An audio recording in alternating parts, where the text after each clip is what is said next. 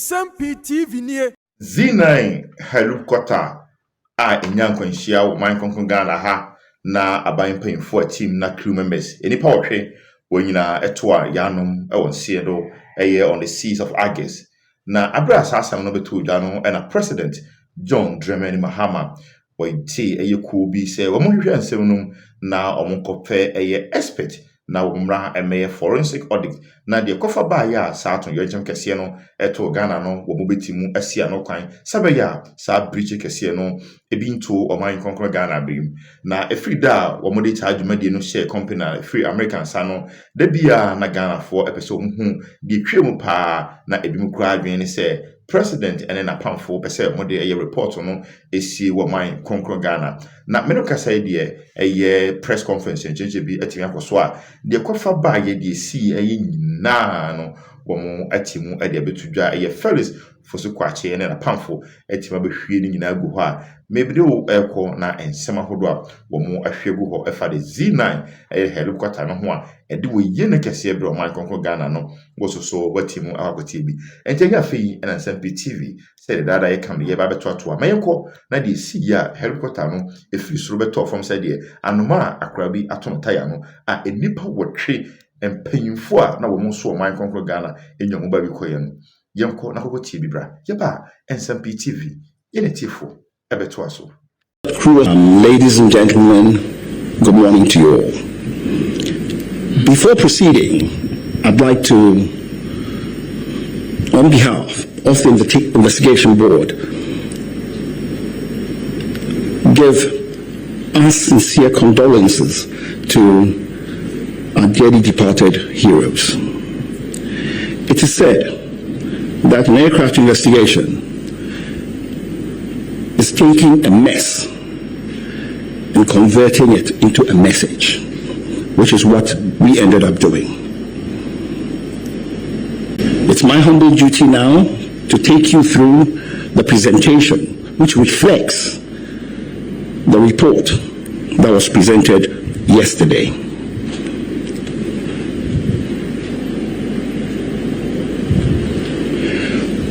On Wednesday, 6th August 2025, the Z9EH tail number Golf Hotel Foxtrot 631 helicopter operating a scheduled flight from Accra to Obuasi was involved in a crash at Dampier Forest Reserve of Anochikro, Brofiejo, in the Adansi Ekrufom district, Ashanti region. All 3 crew and 5 passengers on board died.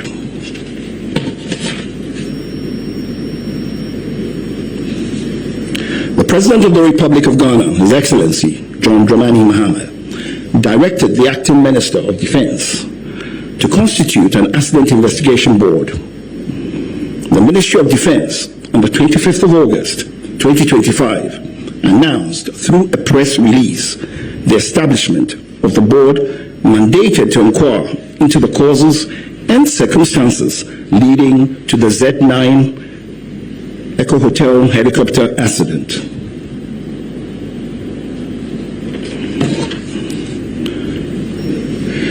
This investigation has been conducted in accordance with the Ghana Air Force flying orders, the Ghana Air Force Air Staff instructions, Annex 13 of the International Civil Aviation Organization's Convention on International Civil Aviation. Generally, investigations under these regulations are conducted to determine circumstances leading to the accident and prevention of future accidents and incidents.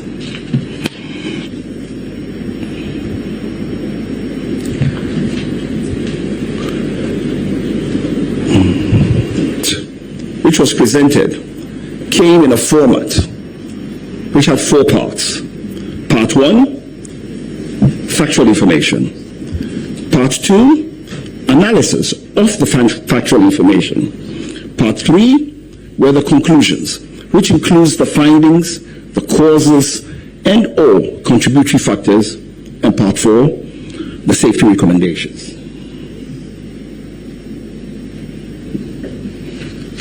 the composition of the board. This is now getting into the methodology of the investigation. The composition of the board had national security, Ghana Armed Forces personnel from the Aircraft Accident and Incident Investigation and Prevention Bureau, Ghana, National Intelligence Bureau, and we had some staff from the US Air Force also with us.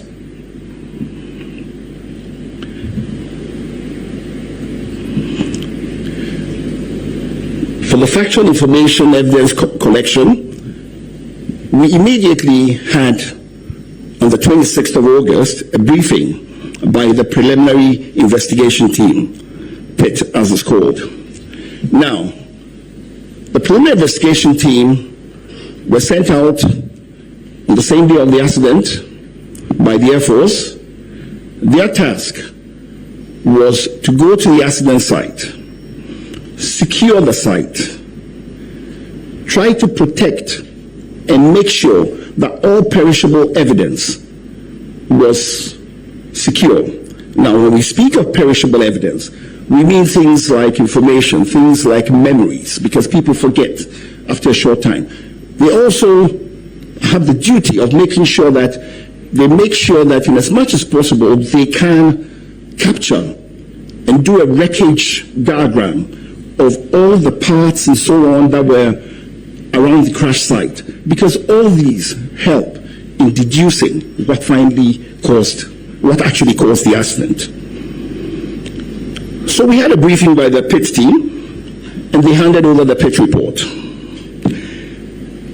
The flight recorder, made up of the flight data recorder and the cockpit voice recorder, which is typically called the black box, and some personal effects of the passengers.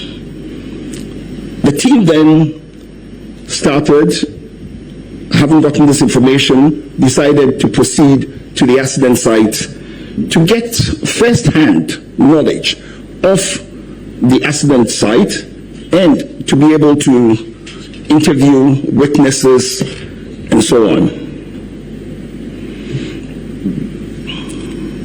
We also went through a process of looking at all the maintenance records of the aircraft. We looked at the flight logs of the aircraft, we looked at the flight logs of the crew, we checked on the crew's qualification, we checked on documentation, just to be sure that everything was proper. The flight data and cockpit voice recorder were then transported to the AVIC Flight Decoding Center in Xi'an, China, from the 12th September to 22nd September 2025. Now, AVIC is the Aviation Industry Corporation of China. The aircraft is a Chinese aircraft.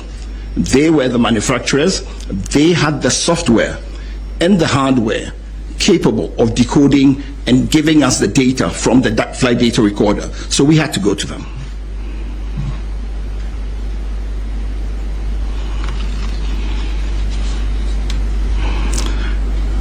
We also decided, as is normal with investigations, to look at the human factors and operational information. We looked at the medical and psychological records of the flight crew.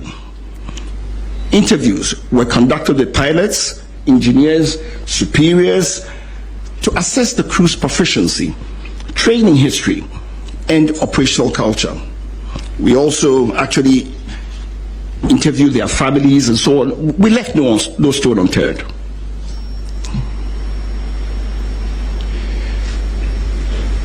We also interpreted the weather. We looked at the weather on the day.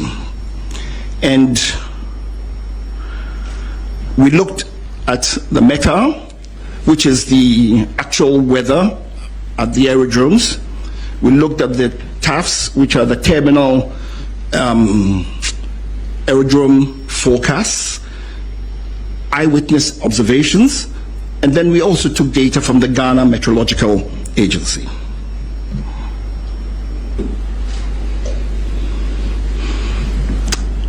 Next, the investigation team decided to look at the whole organizational and systemic processes under which the aircraft was operated.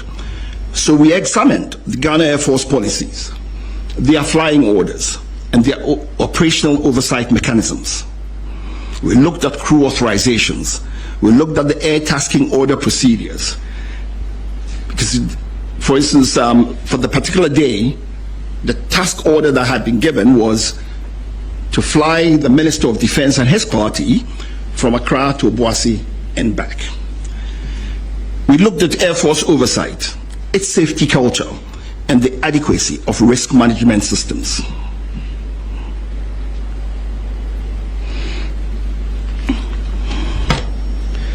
Having gotten all this factual information, we then moved to analysis and reconstruction. Using data from the flight data recorder and cockpit voice recorder, radar tracks and eyewitness accounts, the flight path was reconstructed. We also looked at various analysis of several data and other similar accidents. And then we pieced together the sequence of events leading to the accident. From that, we came up with our findings and causes, and then finally the safety recommendations.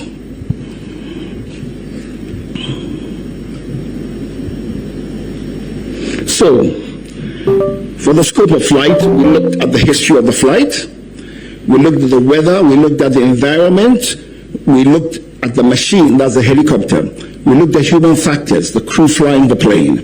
Then we looked at the organizational and systemic factors, sequence of events, and then we came to what we believed strongly was the cause of the accident.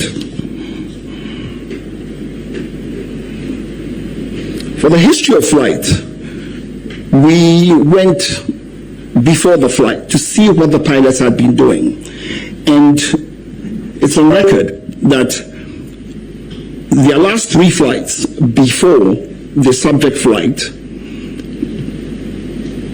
the same crew had flown all the 3 flights before on the 2nd of August, they came from to Accra. It was a Medivac flight, 1 hour long. On the 3rd of August, the following day, they did a flight from Accra to Cape Coast, back to Accra. 1 hour, 20 minutes. It was also a medical evacuation flight, Medivac. On the 4th, they were tasked to go fly Accra to Salman, back to Accra. That was a 2 hour 30 flight. That was a bullion flight, cargo flight. On the 5th of August, they rested. Now, it helps to say here that in Ghana Air Force, their flying limitations for the crew, you have 10 hours per week maximum, 62 hours maximum per month. Before flight, it's also accepted that if you've had a rest of 8 hours, you've had enough rest and you can go to work. They had in excess of 24 hours rest.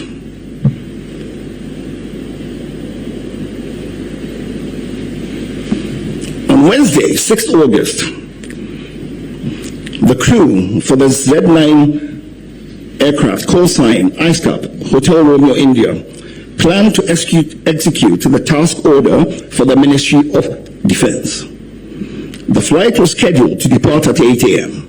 with an estimated en route time of 50 minutes. The captain delayed the flight due to adverse weather in Accra, Kumasi, and Obuasi. The weather improved about an hour later, so takeoff ended up at 12 minutes, 14 seconds after 9 a.m. Throughout the flight, the altitude changed to avoid low clouds. Now let me explain why this was so. The flight started out being conducted under visual flight rules. Now, if you're flying under visual flight rules, what it means is you're using visual references to navigate. It's a normal way of flying. So they were using visual cues to navigate to go to Obuasi. And so they had to stay away from cloud in contact with the ground. So as the cloud base changed, they changed their altitude. Where they needed to avoid, they would avoid.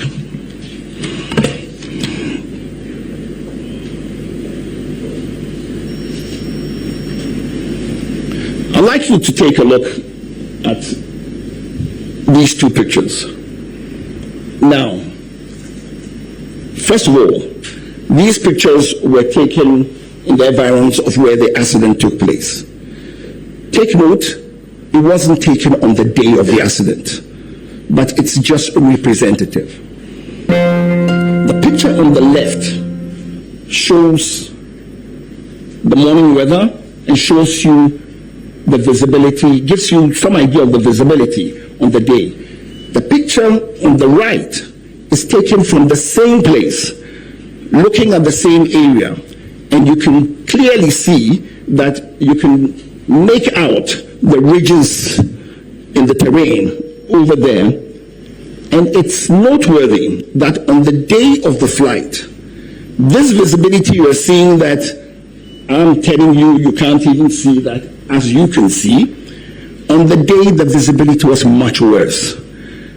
From eyewitness accounts, the visibility was down to close to 200 meters at some point. This also shows a picture of actual weather from a passenger who was on board the aircraft, just to give you an idea.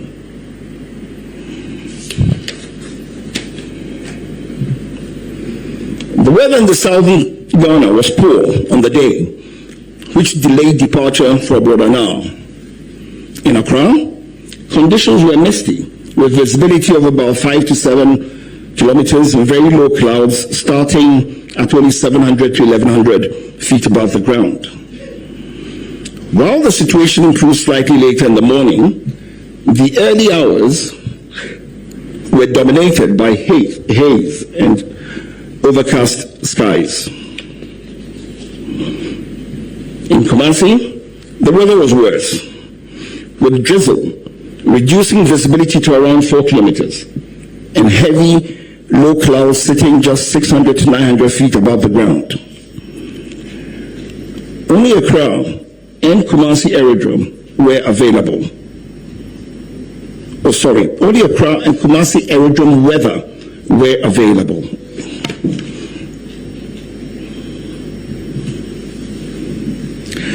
There was no formal information on the weather available to the pilots along the flight route.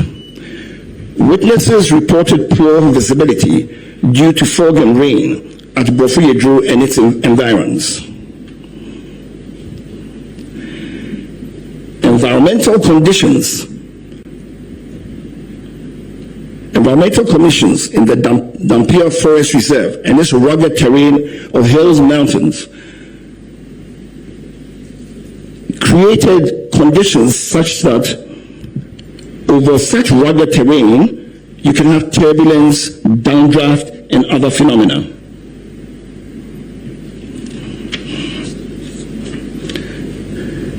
Now to look at this is what we're talking about. This is a known aviation phenomenon when you have such rugged territory. And what ends up happening is turbulent wind currents occur usually around ridgelines, mountains, and hills, and can generate sink rates in excess of 1,000 feet a minute in moderate wind conditions. These sink conditions can often exist well above the barrier that induces the eddies.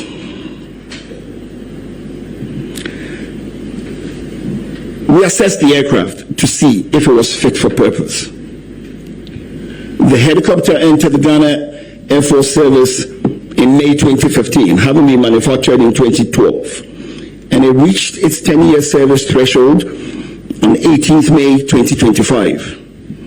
aircrafts have periodic checks to make sure that they're fit for service. The Air Force has 25-hour checks, 50-hour checks, and 100-hour checks. The 10-year check for the helicopter is what was mandated for this helicopter. Now, as is usual, an operator, in this case Ghana Air Force, requested from the manufacturer an extension. And it's normal, happens in civil flying, happens with any type of flying. The manufacturer gave a 90-day extension to 18th August 2025. And basically, the helicopter met all the basic safety requirements. That notwithstanding, it's sort of clashed, it sort of met a 100-hour check. So the Air Force also did a 100-hour check on the helicopter before the flight. The aircraft on the day was declared serviceable and duly signed off by both the engineers and the captain. The flight data report indicates that the helicopter was in good working condition. The helicopter, however, did not have some avionic safety enhancements.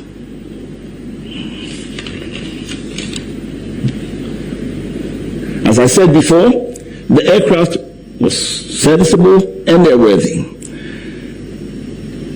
The additional safety equipment that the helicopter did not have were things like the helicopter terrain awareness system or the enhanced ground proximity warning system, as you may choose, advanced navigation with terrain mapping, an automatic flight control system.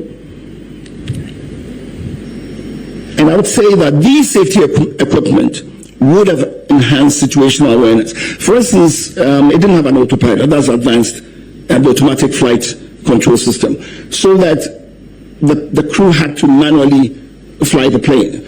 So it sort of increases workload. Typically, you want to have a plane that has an autopilot. All the civil planes use autopilots, and the workload on the pilots is very low. It gives you the chance to do things and to think easily, and so on and so forth. Despite all this, the aircraft was in a good condition to fly and met all safety requirements. The investigation has recommended strongly for aircraft with these additional safety enhancements to be acquired immediately for the Air Force.